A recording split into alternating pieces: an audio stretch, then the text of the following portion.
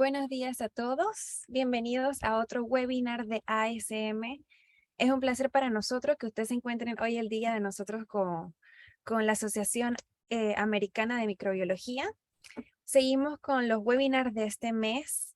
Hoy tenemos el gusto de tener con nosotros a Daniela Cejas.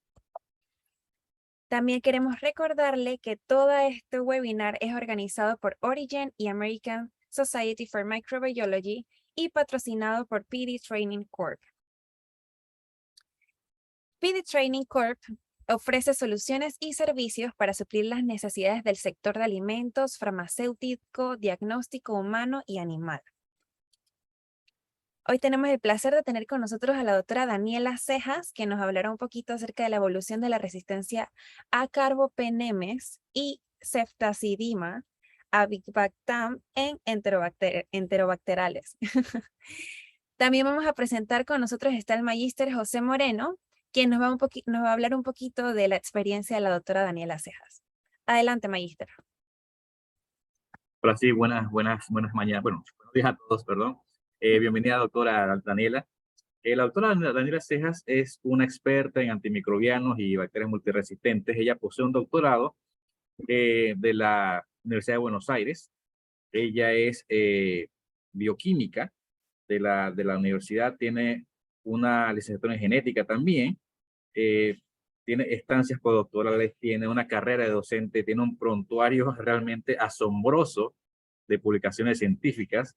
Se me pregunta una persona que sabe mucho de plásmidos, mucho de referencia, mucho de mecanismo, y bueno, no terminaría de dar todo este prontuario que tiene aquí la Daniela.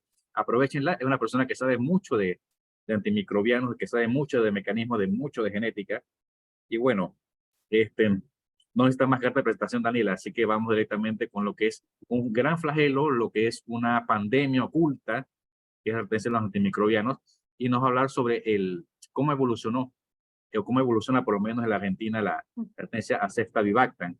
Bueno, para entrar en detalle, ceftavivaxtan es un antibiótico de rescate, uno de los últimos antibióticos para todas las bacterias que son productores de carbapenemasa, productores de beta-lactamasa de muy amplio espectro. Así que, Daniel, el público es tuyo. Bueno, Estamos aquí muchas para gracias. coordinar. Vale. Bueno, gracias por la presentación y por la confianza, por invitarme, darme este espacio para dar a conocer nuestra experiencia y nuestro trabajo. Como dijeron recién cuando me presentaron, les voy a contar nuestra experiencia acá en la región en Argentina. La charla está enfocada a lo que fue el periodo prepandemia de COVID-19 y lo que llegamos a ver hasta finales del 2022, que podríamos decir, no sé si post-pandemia, pero podríamos decir post-restricciones por la pandemia de COVID-19. ¿Está? Si alguien o si necesitan que vayamos despacio o hacerme alguna pregunta, no hay problema, me pueden preguntar o me suben la pregunta en el chat y yo la puedo ver. Entonces, a ver qué voy a sacar acá, la camarita. Justo la barra la tengo que me tapa. Ahí estamos. Bueno, la resistencia a los antimicrobianos es uno de los ejes prioritarios para la salud y para las organizaciones enfocadas a la salud a nivel internacional, incluso antes de lo que fue la pandemia de COVID-19. Y sigue siéndolo, es un tema prioritario. Después de la pandemia de COVID-19, las organizaciones de salud de referencia a nivel internacional, como el CDC o la PAHO, que contempla lo que es Latinoamérica, formularon boletines, informaron acerca del impacto del COVID-19 sobre la resistencia a los antimicrobianos. Y estas organizaciones concuerdan en que este periodo aceleró los niveles de resistencia a los antimicrobianos. Y también se describe que, como ya era conocido también previamente, que la resistencia a los antimicrobianos es una de las principales causas de muerte a nivel global, que tiene un gran costo en los que son los países de bajos recursos.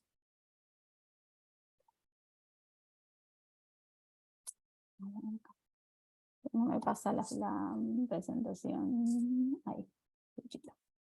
Entonces, ¿por qué hubo esta gran aceleración de lo que fueron los niveles de resistencia a los antimicrobianos durante la pandemia de COVID?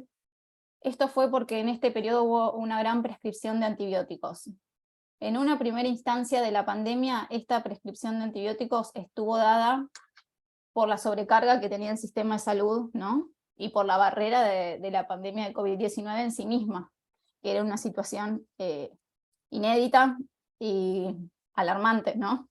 Entonces, en esa primera instancia, obviamente se frenaron todos los programas, las medidas para el control y prevención de infecciones, los fondos se desviaron, los fondos que estaban dedicados a los proyectos para el conocimiento de la resistencia a los antimicrobianos y la vigilancia de las resistencias a los antimicrobianos se desviaron a lo que fue el COVID-19, y obviamente hubo prescripción de antibióticos porque hubo problemas por ahí para diferenciar lo que infecciones secundarias o coinfecciones.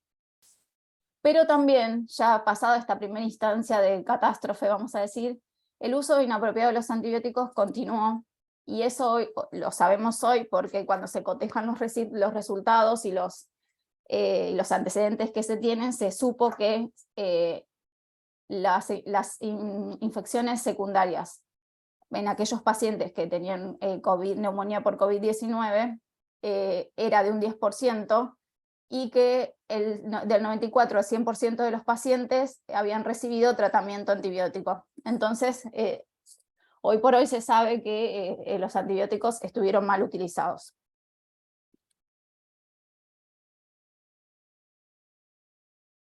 Ya entrando en el tema de las enterobacterias resistentes a carbapenemes, bueno, se sabe que son una de las principales preocupaciones para los sistemas de salud, que son estos microorganismos a nivel hospitalario, son resistentes a muchas familias de antibióticos, y desde el 2017 estos microorganismos, las enterobacterias resistentes a carbapenemes, pertenecen a un grupo prioritario de patógenos establecido por la Organización Mundial de la Salud, que se los llaman patógenos críticos o de prioridad 1.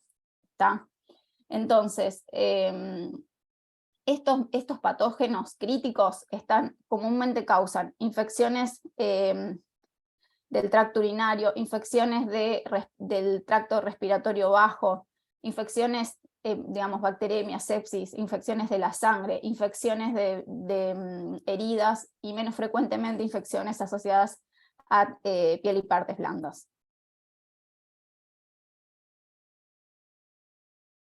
La PAHO el año pasado liberó, digamos, un artículo sobre lo que fue el impacto de la pandemia de COVID-19 en la resistencia a los antimicrobianos, y ellos, digamos, hacen una analogía entre este impacto y un iceberg. Y proponen que en la parte superficial, en la parte que vemos de ese iceberg, están los patógenos emergentes y los mecanismos de resistencia. En este caso encontramos a las enterobacterias productoras de múltiples carbapenemasas, los brotes y la dispersión geográfica de los mecanismos de resistencia, que son de importancia a nivel del sistema de salud, a áreas que no eran endémicas. Esto se vio con la detección de determinados tipos de carbapenemasas como OXA48 y NDM en nuevos lugares, digamos, donde no estaban instalados previamente. Y por debajo del iceberg, en la parte oculta, o que no es tan evidente, tenemos que hay un incremento en los reportes de bacterias de patógenos multiresistentes, y lo que tiene que ver con el gran costo que tiene la resistencia a los antimicrobianos al sistema de salud, y obviamente los niveles de mortalidad que se aumentan por las infecciones por bacterias resistentes. Entonces, dentro de los carbapenemes, dentro de las enterobacterias resistentes a carbapenemes, el principal mecanismo de resistencia son las carbapenemasas. Y dentro de las carbapenemasas adquiridas.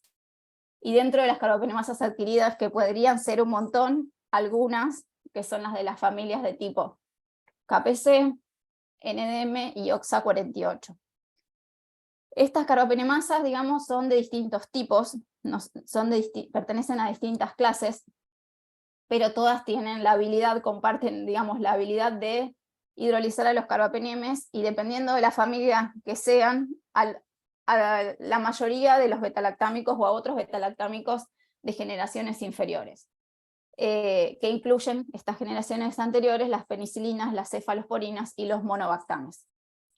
Hoy por hoy las carbapenemasas de tipo KPC comprenden 167 variantes, pero a nivel mundial hay dos tipos que son más exitosas debido a su distribución y prevalencia, que son KPC2 y KPC3.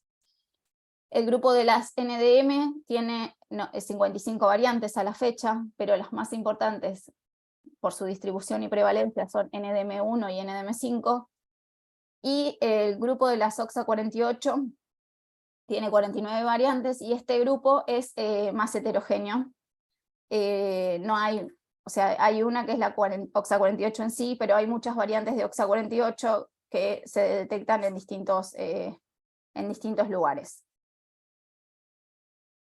¿Y por qué esas carbapenemasas son, digamos, las que presentan mayor distribución y mayor éxito a nivel global?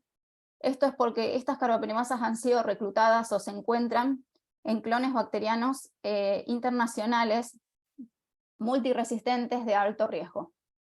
¿Y cómo se define un clon de alto riesgo?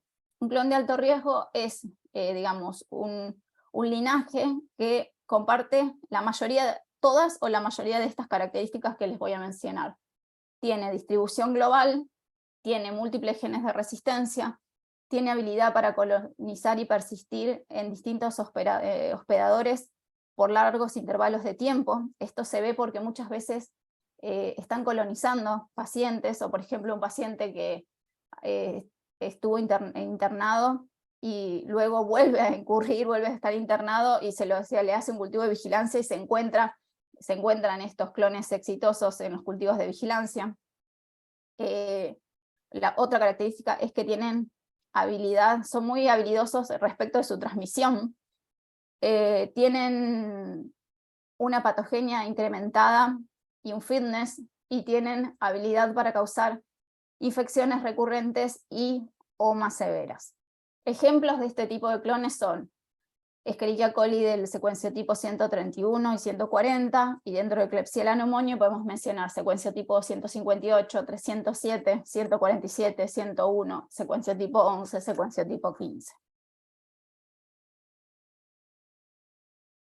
Bueno, respecto de nuestra experiencia en Argentina, ¿cómo era la situación de la resistencia de las enterobacterias resistentes a carbapenemes en Argentina antes de la pandemia de COVID-19? Nosotros, digamos, previo a lo que fue la pandemia, teníamos una endemia de Klebsiella pneumoniae productora de KPC. Otro dato que me importa acá resaltar es que nosotros en 2018 comenzamos con Argentina aprobó el uso de la ceftazidima avibactam. Eso lo vamos a dejar ahora y después lo retomamos.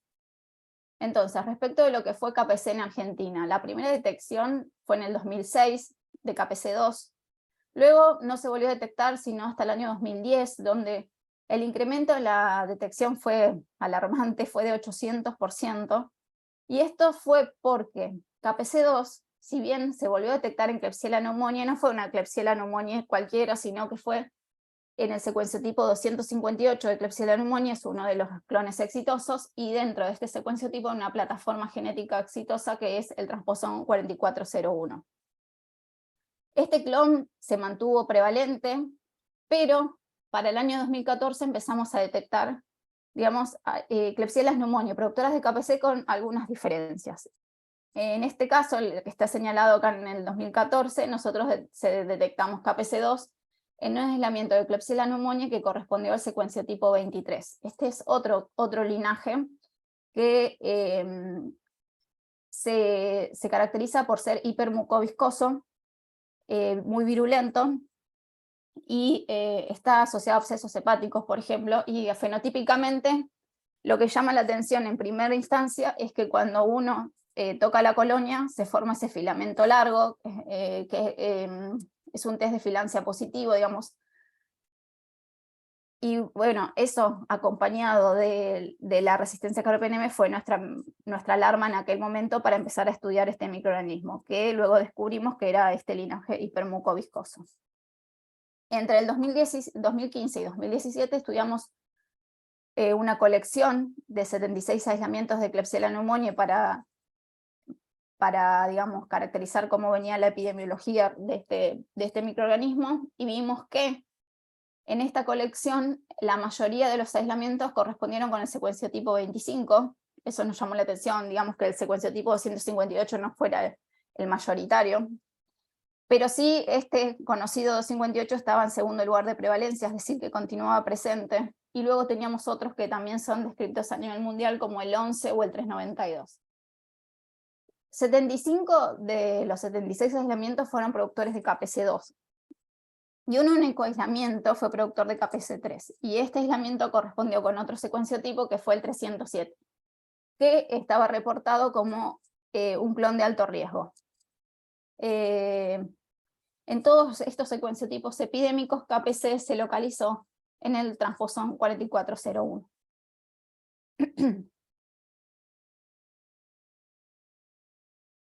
Respecto de lo que es NDM, la primera detección en Argentina fue en el 2013 en un aislamiento de Providencia Roccheri.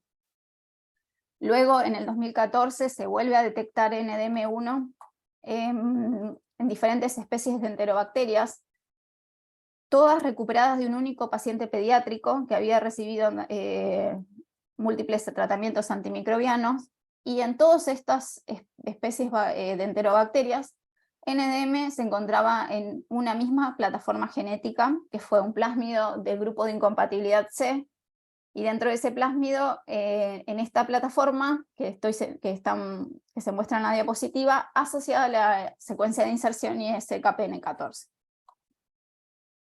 Luego, en el 2018, se reporta la emergencia de NDM5 en Escherichia coli en Argentina, y en este caso NDM5 estuvo asociado a otra secuencia de inserción que fue IS-ABA125. Entonces, desde el 2018 hubo dos grandes fenómenos, dos hitos, yo diría que son así muy importantes, que nos marcaron, que fue la introducción de Ceftavi y la pandemia de COVID-19, y en este caso por el uso indiscriminado de antibióticos que hubo en ese periodo.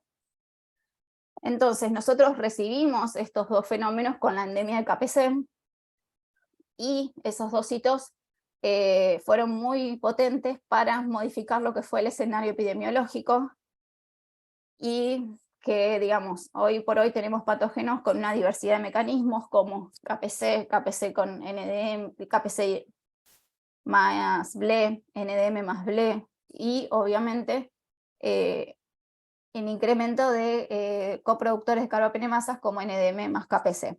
A su vez también se detectaron microorganismos productores de nuevas variantes de KPC resistentes a Ceftavivac-TAM, y todo esto ha generado un desafío para los microbiólogos, bacteriólogos clínicos en lo que es la detección de los mecanismos de resistencia, porque no hay mecanismos de resistencia puros en los aislamientos hospitalarios, siempre son combinaciones. Entonces hay que ser un poco creativo a la hora de diseñar el protocolo, y un poco habilidoso a la hora de interpretarlo, vamos a decir. Entonces, previo a la pandemia nosotros utilizamos una disposición de discos de antibiótico en el antibiograma inicial que nos permitía identificar KPC, otras carbapenemasas de tipo de clase A distintas de KPC, BLES y AMSES. Desde la pandemia de COVID, esa disposición de discos la tuvimos que modificar, y tuvimos que agregar el uso de los discos de Ceftazidime-Avibactam y de EDTA. Entonces ahora, con la disposición nueva que tenemos desde la pandemia, vamos a decir, en este antibiograma inicial estamos, digamos, preparados para sospechar la presencia de KPC, de carbapenemasas de clase A distintas de KPC, de BLE más KPC y de metalo-beta-lactamasas. Previo a la pandemia en el 2019, según los datos del JUNET en Argentina, la resistencia a carbapenemas en Klebsiella pneumoniae, que está señalado acá en amarillito y violeta o púrpura, era de casi el 20%, y posterior a la pandemia los niveles de resistencia a carbapenemas se incrementaron hasta un 34%. Este trabajo, publicado por RELABRA+, que es la red de la vigilancia en Latinoamérica y los países del Caribe para la resistencia a los antimicrobianos, describe que desde el 2010 en todos los países participantes de la red hubo un incremento sostenido de la resistencia a meropenem en las enterobacterias que analizaron. Que en los aislamientos que se analizaron del 2013 al 2019 hubo una rápida diseminación del gen de KPC, que en los aislamientos que fueron de entre el 2016 y el 2019 comienzan a detectarse con mayor frecuencia NDM, y hubo reportes esporádicos de otras metalo-beta-lactamasas como BIMP e IMP, pero que eran infrecuentes los coproductores de carbapenemasas, y que para el año 2020 ya comienzan a detectarse con mayor frecuencia los productores de KPC y NDM entre las enterobacterias. En este estudio que nosotros presentamos en el Congreso Micro ahora en junio, analizamos las enterobacterias recuperadas en 4 periodos que correspondieron al año 2019, 2020, 2021 y 2022, de 2 hospitales del área metropolitana de Buenos Aires, que son diferentes en tamaño. Uno tiene 200 camas y el otro 400 camas. En el hospital A, que es el más chico, los enterobacterias resistentes a carbapenemes correspondieron al 16% de los aislamientos, y en el B al 59% de los aislamientos, es decir, que no tienen la misma epidemiología los 2 hospitales, por eso los vamos presentando separados. Entre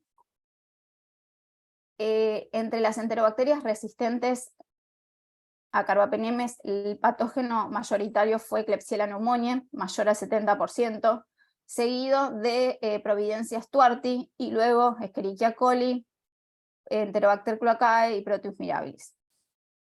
Cuando analizamos el perfil de resistencia de los microorganismos, vimos que en el año prepandémico, en el 2019, la mayoría de los aislamientos en ambos hospitales eran multiresistentes. Está señalado en color verde la barra para el año 2019. Y ya para el año 2022, la proporción de multiresistentes fue menor respecto de los extremo resistentes que están señalados en celeste.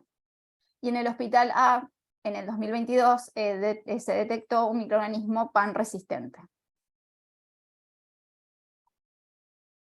Cuando, analizamos la resistencia acompañante a los beta-lactámicos, vemos que en todos los casos los niveles de resistencia se incrementan con el paso del tiempo, que hubo altos niveles de resistencia a ciprofloxacina y a TMS, lo cual desestima su uso como tratamiento empírico, que la droga más efectiva es tigecyclina, y lo que me importa acá resaltar es que observen los altos niveles de resistencia que tenemos para ceftazidima y Bactam, sobre todo ya en el año 2022, ¿no?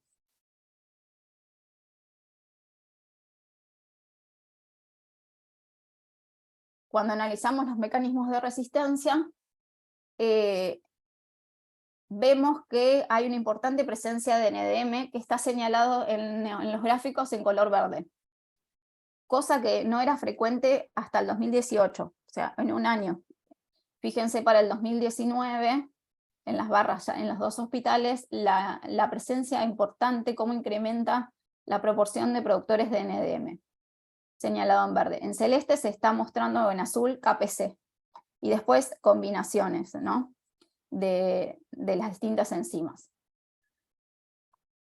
Para el año 2022, NDM en los 2 hospitales sigue siendo la enzima mayoritaria. KPC sigue estando presente, pero siempre circunscripta a aislamientos de Klebsiella pneumoniae, y en ambos hospitales, con el transcurso del tiempo, se incrementa la proporción de doble productores de KPC más NDM, señalados en color naranja o salmón.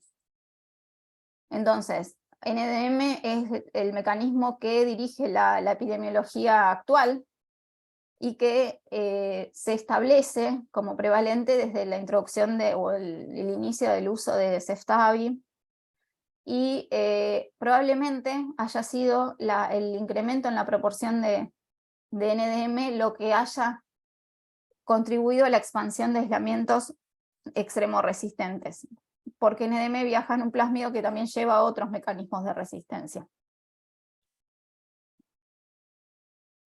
Me importaría acá también destacar que aquellos microorganismos que fueron positivos para OXA48-like, que están señalados por PCR, finalmente fueron portadores de OXA163, que es una BLE, ¿está? Entonces por eso no estoy haciendo hincapié en lo que es OXA48. En este estudio que realizamos con las Klebsiella pneumoniae del periodo de 2019 de los 2 hospitales, que fueron en total 60 aislamientos, nosotros lo que quisimos fue tipificar a los aislamientos de Klebsiella pneumoniae. Lo hicimos a través de macrorestricción del genoma seguida de Pulfil, y lo que tuvimos como resultado es que la mayoría de los aislamientos, 18 de 60 que están señalados en verde dentro de esta barra negra, correspondieron con el pulsotipo del secuenciotipo 307, que era el clon de alto riesgo del cual habíamos tenido un único aislamiento en el 2017. Fíjense ya para el 2019 cómo este clon de alto riesgo exitoso se instala en los hospitales y desplaza al 258, que es el que está señalado acá en lila, que sigue siendo el segundo en importancia. Y a su vez se detectan otros pulsotipos, es decir, que la diseminación de carbapenemasas no corresponde a un único tipo clonal entre las Klebsiellas que estudiamos. A su vez, el secuenciotipo 258 estuvo principalmente asociado a KPC2, que está señalado más arriba donde dice carbapenemasa y en cuadraditos azules. Mientras que el secuenciotipo 307 se asoció con distintos tipos de carbapenemasas, tanto KPC2 como KPC3 como NDM.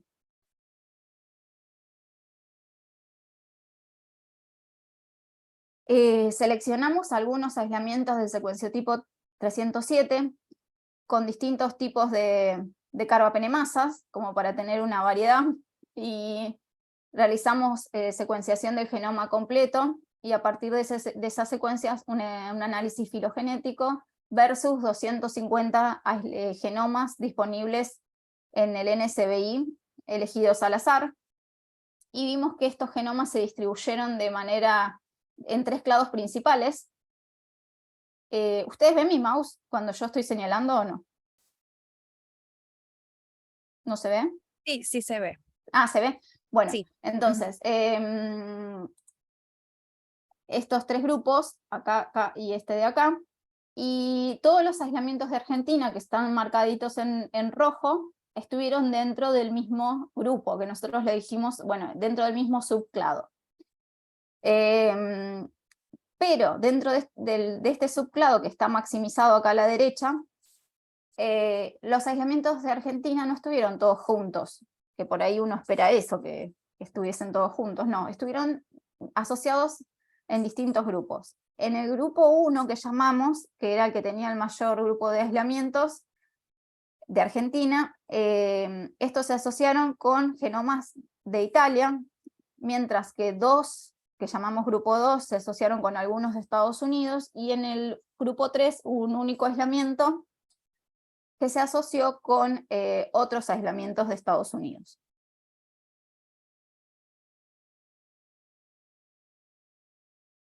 A su vez, otro grupo de Argentina este año reporta que la diseminación de digamos que los dobles productores de carbapenemasas, las Klebsiellas, se asocian a 2 secuenciotipos principales. En primer lugar el 307 y en segundo lugar al secuenciotipo 11. Lo que me importa destacar, ya sea de todos los trabajos, digamos, es que siempre son estos clones exitosos los que se están vinculando en la diseminación de estos marcadores de resistencia tan potentes.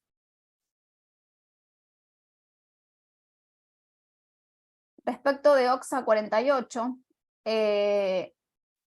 realmente, como mencioné, no es una de las carbapenemasas prevalentes para nosotros. Sí se han descrito en el país variantes de OXA48 o miembros del grupo OXA48-like desde el 2013. Hoy por hoy, digamos, no es de las prevalentes, pero tener ese bagaje, digamos, da el puntapié que uno, cuando suceden algunas cosas, no se sabe si puede suceder algo que favorezca su selección o no, como nos pasó con NDM. Así que es importante saber que, si bien no prevalentes, circulan en la región.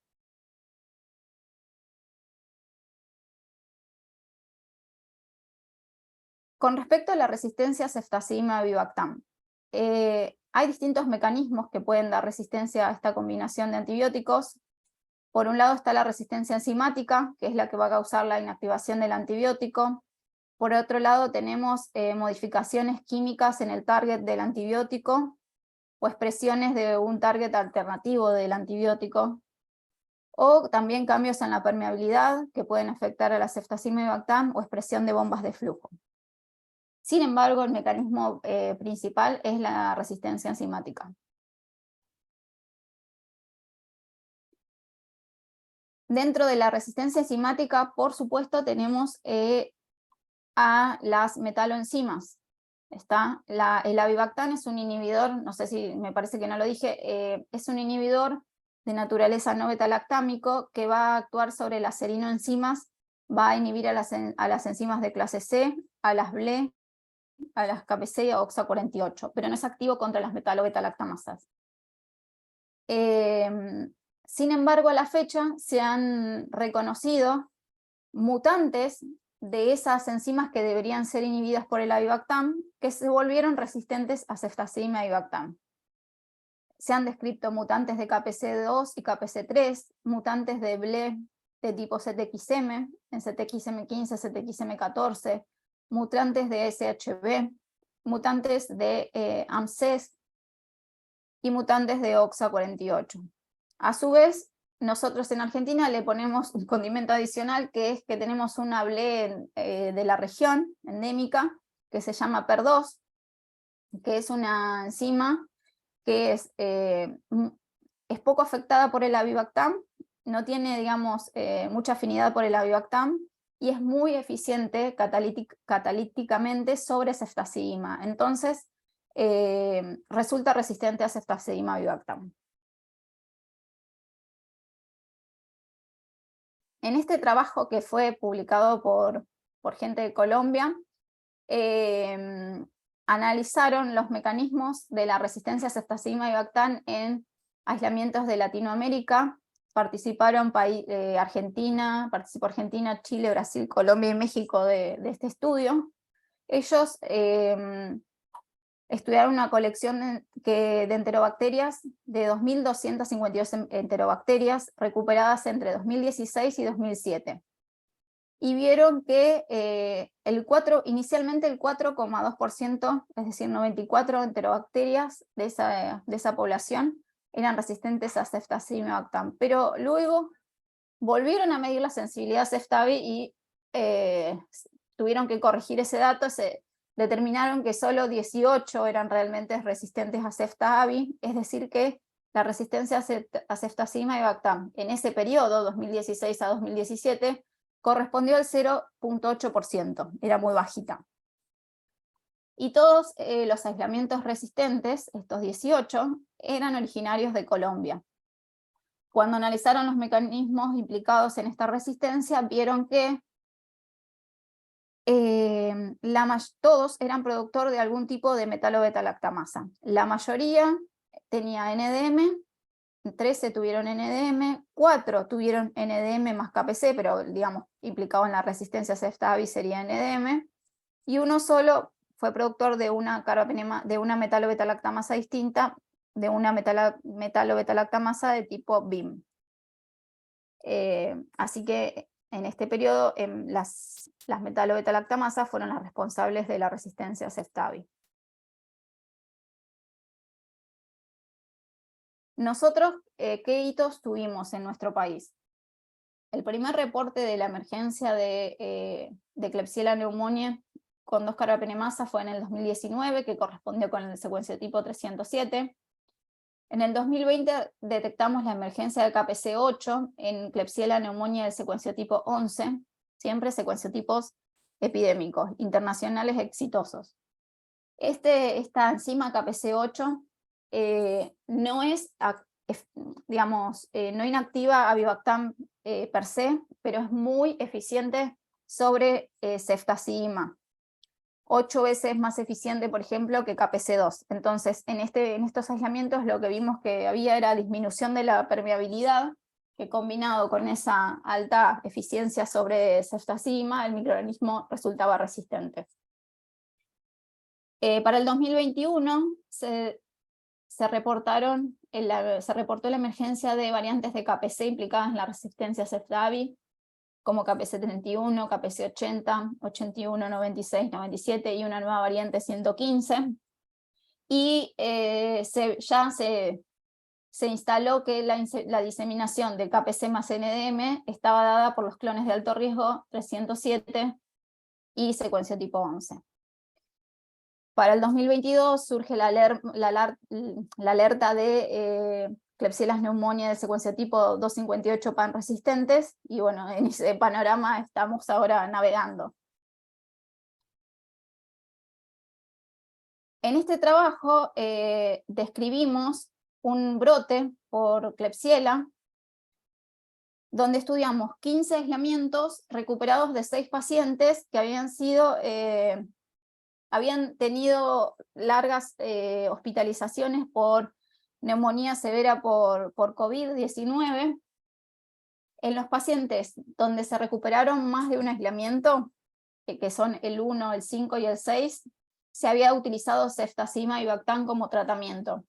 Y en estos pacientes los primeros aislamientos eran productores de KPC, que cuando analizamos en profundidad vimos que era KPC3, y luego recuperaban una Klebsiella, que era ceftazimab y Bactam, resistente, pero sensible a los carbapenemes. Y cuando hacían los ensayos de sinergia de doble disco, les daba negativo para KPC, lo mismo que la inmunocromatografía, referida acá como LFIA.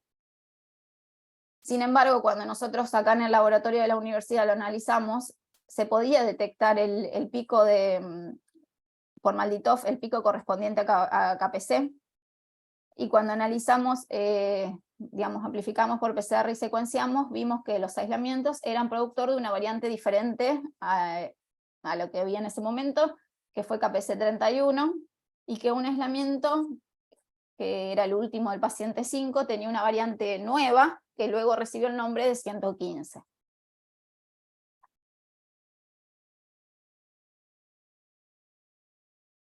Cuando analizamos los 15 aislamientos por Pulfil, la macrorestricción del genoma y Pulfil, vimos que todos tenían el mismo perfil de bandas, es decir que eran el mismo clon. El mismo clon diseminando o portando distintas variantes de KPC. Para, evidenciar si la selección de la resistencia a ceftazimab había ocurrido intratratamiento, lo que hicimos fue secuenciar el genoma de 2 aislamientos de estos pacientes que habían tenido múltiples aislamientos, donde había aislamientos sensibles a ceftazimab, productores de KPC3, y resistentes a ceftazimab, productores de KPC31 en el paciente 1, que está señalado acá como 1, y de KPC115 en el paciente 5. Entonces, lo que vimos fue que entre estos 4 genomas, la diferencia de SNPs, es decir, las diferencias de mutaciones o de polimorfismos de un único nucleótido, era menor a 10 entre estos aislamientos, es decir, que sería el mismo clon. Incluso esa diferencia fue menor cuando se comparaban aislamientos de un mismo paciente. ¿Está? Por ejemplo, los del paciente 1, acá 1C con 1A, la diferencia de SNPs es de 3, y de 5A con 5F, con 5B con 5F, 5B es el sensible a ceftazimab y 5F es el resistente, la diferencia de SNPs fue de 5 de 5. Es decir, que es la misma cepa, es el mismo clon que adquiere esa resistencia intratratamiento con el ceftazimab. Estos aislamientos correspondieron a la secuencia tipo 11, y en todos la plataforma que, independientemente de la LOKPC, la plataforma que portaba KPC fue el transposón 4401 isoforma A. Entonces, hoy por hoy está candente el tema del uso de cefiderocol, que es un nuevo antibiótico, es una cefalosporina siderófora, que lo vemos como una luz al final del túnel, debido a los altos niveles de resistencia que tenemos. Este antibiótico está Está aprobado para el uso, digamos, en infecciones por bacterias gram negativas, multiresistentes, que han limitado otras opciones, están limitadas a otras opciones terapéuticas, pero, digamos, ya a la fecha hay mecanismos de resistencia y aislamientos resistentes reportados con, digamos, con el poco uso que esta droga ha tenido a nivel mundial, no en Argentina porque no lo tenemos disponible este antibiótico ni para, o sea, ni como tratamiento y es muy difícil conseguirlo para realizar pruebas de sensibilidad. Dentro de los mecanismos que se reportaron de resistencia a cifidrocol, los más importantes son una producción aumentada de algunas beta-lactamasas, especialmente en edema o KPC, o sea, son las enzimas prevalentes en nuestra región. Y también otros mecanismos pueden estar implicados como la modificación de los sistemas de entrada del sideróforo a la célula, o, menos frecuente, mutaciones en las PBP targets. Entonces, ya como, digamos, discusión final, me gustaría, bueno, resaltar que sí, digamos, la pandemia de COVID ha tenido un impacto en la resistencia, se han acelerado los niveles, hoy estamos en una situación difícil, que aunque la resistencia a los antibióticos está en la agenda de la Organización Mundial de la Salud, incluso en Argentina, desde el año 2015, durante la pandemia de COVID-19, igual tuvimos un uso inapropiado de los antibióticos. Esto nos tiene que estimular a continuar en todo lo que son las actividades de concientización y de educación, porque evidentemente no hemos llegado a quienes deberíamos haber llegado para encarar las cosas de una forma diferente. Que el mundo entero, pero especialmente en los países de bajos y medios recursos, es imperativo dar prioridad a la administración de nuevos antibióticos y en los programas de detección de resistencia, porque, digamos, la perspectiva favorable es más difícil en estos lugares y con este contexto, donde los recursos son menos. Y que considerando el modelo que hemos tenido de la rápida evolución a la ceftazima y Bactam, yo creo que cada uno en su rol tiene que hacer un mea culpa, o sea, yo no prescribo antibiótico, pero bueno, tratar de concientizar o de hacer las cosas lo más prudentemente posible en el rol que le toque, sea educando, sea prescribiendo, sea estando a cargo de políticas de Estado, porque es un tema, digamos, muy serio, que nos impacta a todos, así que, y que es un tema donde todos tenemos una responsabilidad ecológica, ¿no? Todos liberamos microorganismos resistentes al medio cuando consumimos antibióticos. Entonces, bueno, tanto de la concientización y del uso que hacemos y lo que podamos ayudar respecto creo que es primordial tomar esta tarea con responsabilidad. Muchas gracias a ustedes por escucharme, por darme el espacio. Y bueno, nosotros estamos en la Universidad de Buenos Aires, yo le agradezco a mis jefes, que son Marcela Radice y Gabriel Gutkin, mi estudiante que me ayuda muchísimo, que es Francisco, y a mis compañeros Mariana y Roque, que siempre me asisten en lo que necesito. Y bueno, y a todos mis compañeros del instituto. También a la universidad, con CONICET, a la SM y a la Asociación Argentina de Microbiología que siempre nos apoyan. Así que muchas gracias. Acá está mi mail si alguien necesita o quiere contactarme por alguna situación o interés o para compartir su experiencia, encantado de recibirlo. Así que bueno, si tienen preguntas. Excelente, doctora. Muchas gracias por su presentación. Ahora vamos a pasar a la sección de preguntas a cargo del magíster José Moreno. Bueno, Daniela, hay muchas preguntas. De hecho, Ramón tiene muchas preguntas acá, Ramón Pinzón de Panamá. La primera pregunta que él hace es, él trabaja en el hospital de niños acá Ujú, y menciona que ellos no han visto tantas carapenemasas, pero sí tienen casos puntuales de acineto con NDM. Eh, ujú. y también ven casos importados de KPC con NDM, pseudomonas con BIN. Entonces, Sí. él se pregunta cuál puede ser la causa probable que en su experiencia han tenido con estas bacterias que tienen carapenemasas importadas. Si puedes mencionar eso. Bueno, no soy experta en acineto, pero es un mundo aparte, es un microorganismo, o sea, Carbapenemes no le queda nada, es extremo resistente. Acá en Argentina son las OXA, los microorganismos, el mecanismo principal en acineto. Sí hay algunos reportes esporádicos de NDM, pero más que nada es OXA 50, OXA 23, lo que vemos en Acinetobacter. Respecto de Pseudomonas, los estudios que nosotros vimos es que si bien hay altos niveles de resistencia a carbapenemes, el mecanismo principal es el flujo.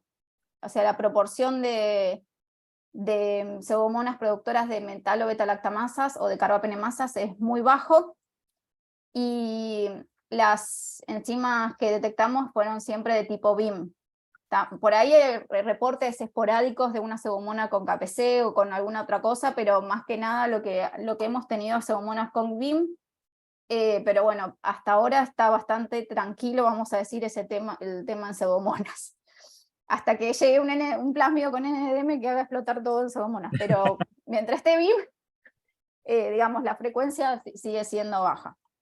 Lo que tiene que los eflujos no dan una resistencia tan alta como la resistencia enzimática. Si bien No, sí, son exacto. resistentes, Sí, exacto. y ¿cuál podría ser la probable causa? Es igual la experiencia en su país. Bueno, ese bagaje de pseudomonas lo tenemos nosotros y se mantiene con BIM. Y bueno, yo creo que el peligro está en que el plásmido de NDM es muy exitoso. Hoy por hoy nosotros circulan tanto NDM1 como NDM5. El plásmido de NDM1 que tenemos porta otra, o sea que en la mayoría de los casos, no siempre hay después particularidades, porta otra enzima que es CMI6, que es una MC plasmídica.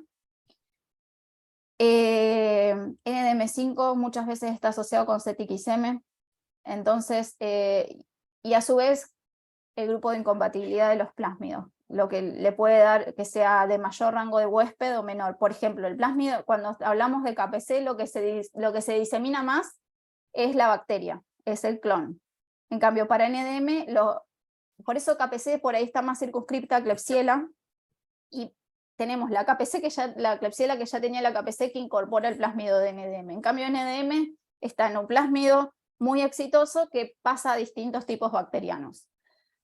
Por eso NDM es multiespecie, que creo que no lo mencioné, me olvidé, pero NDM lo detectamos en todas las especies y KPC no, más cerradito siempre a Klebsiella. Entonces, yo creo que la causa podría ser para NDM lo exitoso que es el plásmido en cuanto a su diseminación por ser de amplio rango de huésped. Bueno, Los en ese plásmidos mismo... de BIM se mantiene más, no es tan exitosa, incluso por estos plásmidos. Y la experiencia nuestra es que están plásmidos que son más circunscriptos a pseudomonas en sí. No son, en cambio en NDM están estos plásmidos epidémicos de enterobacterias. Y estos plásmidos de pseudomonas, a veces BIM pasa plásmidos de enterobacteria y está ese rol entre lo ambiental y lo clínico. Pero mientras se mantengan esos plásmidos propios de pseudomonas, no se ha visto que haya esta expansión tan grande como pasa con NDM. Bueno, Daniela, también en ese punto nos mencionan que en cuanto a OXA 48 IMP, eh, han mencionado que han tenido reportes a nivel molecular en adultos. Sin embargo, aislamientos ellos no han tenido. Ramón pregunta si en Latinoamérica, ¿cuáles son las especies bacterianas donde más se encuentra esta combinación de OXA 48 más IMP? Más IMP. La verdad no sabría. Ajá, Tendría que poner a estudiar esa asociación, sí, Ramón. es bien, Muy bien inusual, específica. Sí. exacto. Bueno, también recordando bueno, lo mencionaste acá, del clon SP258, que fue el primer clon que tuvieron en la Argentina, ¿verdad? Con el brote de KPC. Es algo Sí. interesante que SP258 fuera el primer clon, se diera el cambio al clon 301 y el clon 11 como Ujú. portadores, y ahora tenga un clon Pandera, casualmente SP258, como que siempre está a la vanguardia de Sí, no todo se esto, ¿no? quiere ir, ¿viste? Él quiere No ser se quiere ir para protagonista. nada. Dice, bueno, les Bueno, voy a dar un poquito de protagonismo, pero acá mando sí, yo. sí, pero el que manda soy yo, exactamente. Bueno, acá en Panamá Yo creo hemos hecho, que no hemos estudiado, o sea, nosotros siempre nos enfocamos en el estudio de los clones a nivel de carbapenemasas. Y por ahí habría que ponerse a estudiar qué pasa con, por ejemplo, las clepsieras que tienen BLEP. Porque pasa que hoy es tanto la carbapenemasa, porque digo, si ese bagaje, ese clon está muy presente en ese tipo de población, probablemente viste la incorporación de un plásmido con una carbapenemasa en una exacto, productora de BLE, si es mayoritario el 258, te lo sigue seleccionando. Nos faltaría exactamente. complementar con esa parte, pero bueno, el recurso se nos hace difícil, humano, porque es muchísimo trabajo y económico también Ujú. para estas caracterizaciones. Y Pero ustedes tienen la primera particular que tienen PER, tienen PER, y sí, nosotros hemos buscado PER aquí localmente y no hemos encontrado PER, es algo bien extraño, y bueno, en el sur es muy común ver PER, sí. No entonces, muy común, no es muy común. Es, bueno, en la Argentina sí, es bastante común allá, que la vean, mira, o sea, que se PER asocie. PER era las BLE, era una de las BLE mayoritarias hasta el 2000. Mm. No sé si conocen la historia de la CTXM en Argentina, cómo fue. Bueno, yo sé, yo Eh, lo que pude saber de la CTQM, que hay una pregunta que hay acá, es que fue una de las ujú. primeras que enmascaró KPC, que dio mucho problema con eso. KPC. No, Sí, o pero sea, KPC. cuando empezó a salir la KPC, Ujú. CTXM, sobre todo 15, enmascaraba bastante por la asociación que Ah, había con vos los sí. terpenes. Ajá. Sí, sí.